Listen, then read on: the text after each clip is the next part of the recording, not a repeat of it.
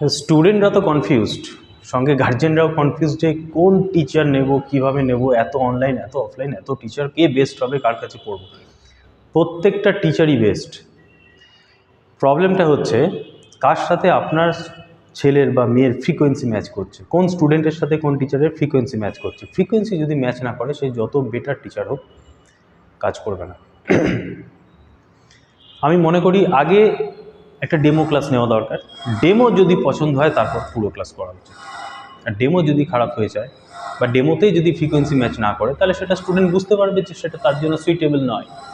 কিন্তু প্রথম থেকে বেস্ট টিচার না খুঁজে 4-5টা টিচারের কাছে ডেমো ক্লাস নিয়ে নেওয়া উচিত, এবং প্রত্যেক টিচারকেও রিকোয়েস্ট করা উচিত যে একটা ডেমো ক্লাস দিন, আমার ছেলে বা মেয়ে যেখানে সুইটেবল হবে সেখানে পড়বে। এটা কেরিয়ারের ব্যাপার, ফুল লাইফের ব্যাপার। তাই ডেমো ক্লাসের জন্য নিচে দেওয়ার নম্বরে কন্ট্যাক্ট করতে পারো। প্রত্যেককে বলছি, ফুল পোটেনশিয়ালে ক্লাস হবে, তারপর তোমরা নিজেরা ডিসাইড করবে যে কোনটা ঠিক আর কোনটা ভুল। Thank you.